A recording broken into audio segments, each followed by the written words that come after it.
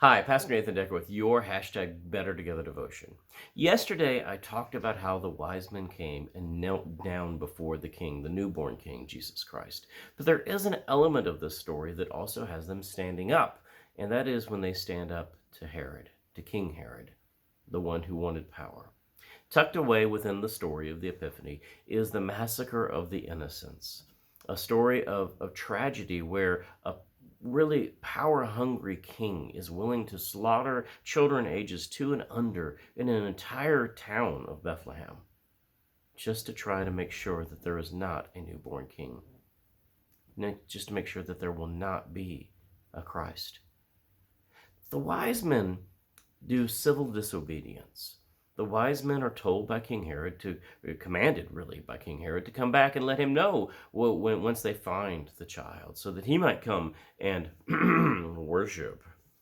That's not his intent at all. Warned in a dream and believing this dream, the wise men don't go back to Herod and instead go home a different way.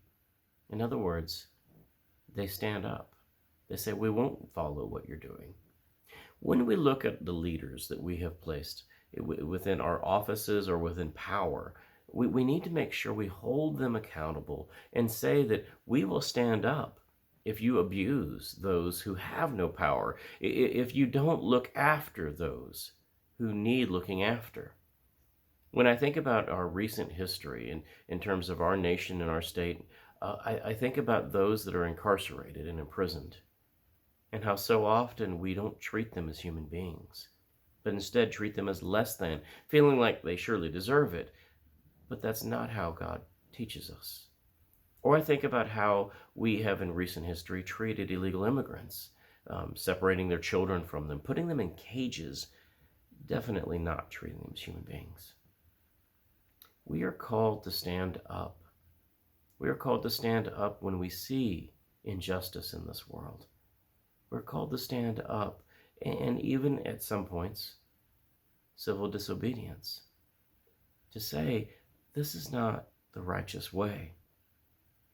This is not what we want in our leaders. When we as a people of faith do this, we do it through grassroots efforts. We do it through faith-led efforts. We don't try to simply change a law.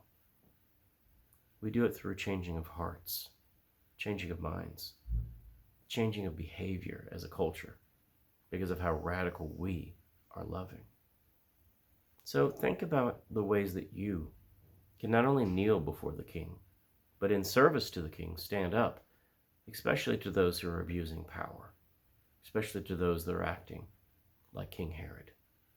This is Pastor Nathan Decker encouraging you to do so and be better together. Amen.